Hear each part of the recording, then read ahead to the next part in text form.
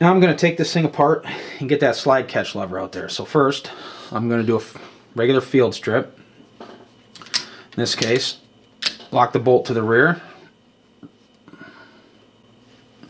Rotate the takedown lever 90 degrees to the down position.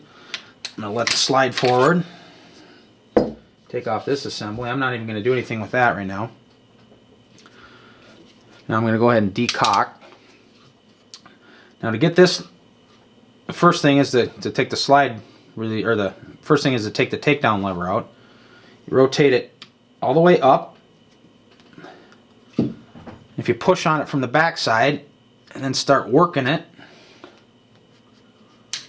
it'll come out, and it'll only go so far, and you got to kind of keep rotating it until it comes out, because it's catching on the takedown lever spring, which I don't know if you can see it in there. It's right down there. Alright, the next step is to take out this metal piece, which Sig calls a locking insert, and this is actually where the barrel rests. Take this out real quick because it's kind of interesting to see this. Okay, when the gun's in battery, the barrel sits sort of up like this.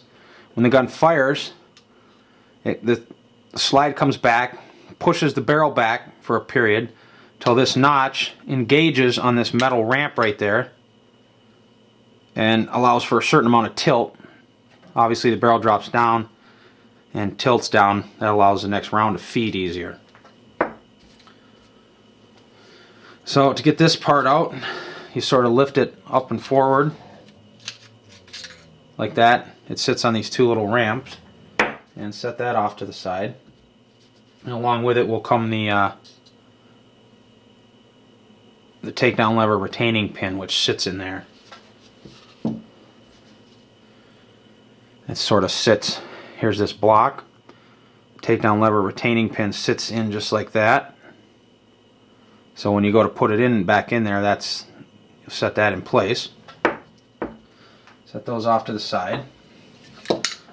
Now you can see the takedown lever, or the slide catch lever, the part I'm trying to get off. Actually, I suppose you could rotate that up and work on it from here if you wanted, without going further. But I want to take out the rest of this stuff. And to do that, the next step, I'm going to take off the grips. Okay, to take off the grips is pretty easy. Just remove the screws, and these grips will come right out.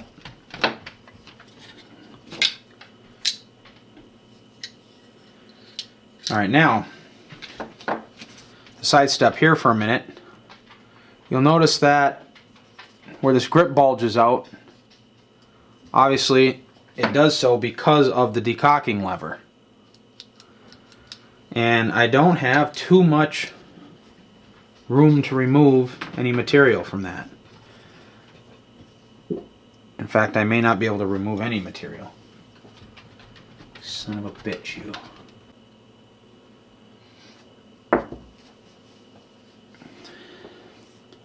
Okay, so now that I have the grips off,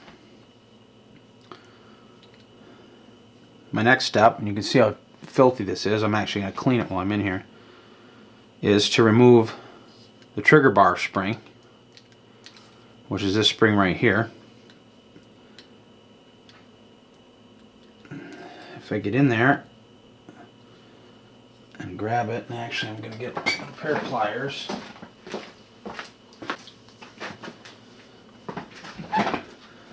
Okay, so I don't have a little pair of pliers around here. I'm going to put my thumb on this trigger bar so it doesn't move. Slide the spring out from underneath it.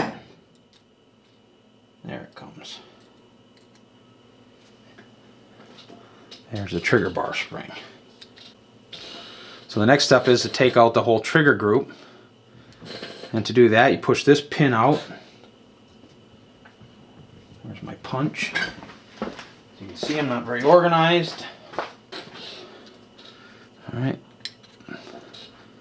That slides out.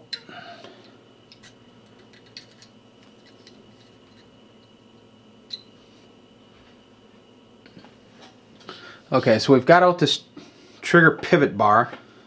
trigger pivot pin that comes out.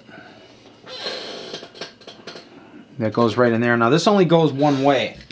What this pin does is we had this little assembly which Sig calls the what do they call this part? They call this the locking insert. This is the part that when I showed you the barrel hooks on. Okay, there's two little notches in this pivot, trigger pivot pin, if you can see them. Alright, and also there's a slot in the end of the pin. Now the slot faces the left side of the gun,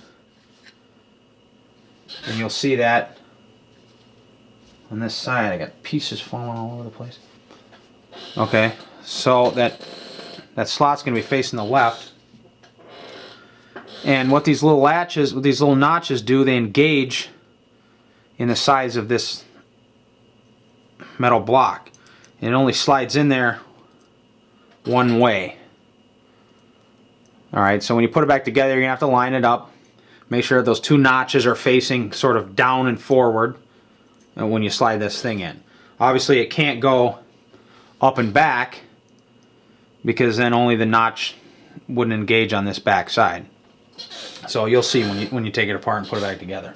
So set those off to the side now. As you can see with that pin out, actually what happened already is the slide catch lever just falls right out, and that's the piece I need. Now I'm going to go ahead and take this trigger and trigger bar out, kind of push it back, work it down in there and up. Kind of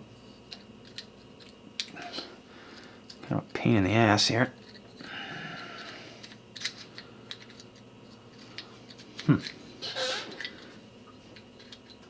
There, you got to kind of work it inside the frame so it doesn't. There it goes. Okay. And then those two just come apart like that. Now you can see this thing is filthy, so I'm going to clean it when I'm in here. Put a little grease on it. And for the modification of this part here, that's all the farther disassembly you need to do. That's upside down. Okay, again, I'm going to heat. You know, the only part that's critical is this part right here. This very upper part right there that I'm touching. That's what hooks into the slide and locks the slide. So what I'm going to do is bend this tab up to 90 degrees or maybe more. That's the plan. And I'm going to cut off the part that sticks rearward, that tab, and then I'm also going to shorten the length of it. Now my original plan was to grind down some of the grip. It's very shallow in there. There's a decocking lever pin right there that protrudes into the grip through that little hole right there. That makes the grip very narrow here. I don't know that I can grind. I mean, I can grind, but it's going to expose that pin, and I don't know if I want to do that. So I'm not sure I'm going to grind anything away from this. I may just leave it as is. I'm actually going to continue the disassembly here and take out the hammer, the decocking lever, and I'm going to clean and grease that stuff up too. I'm going to take out everything from the frame except the mag release lever. I don't think that I need to take that out today.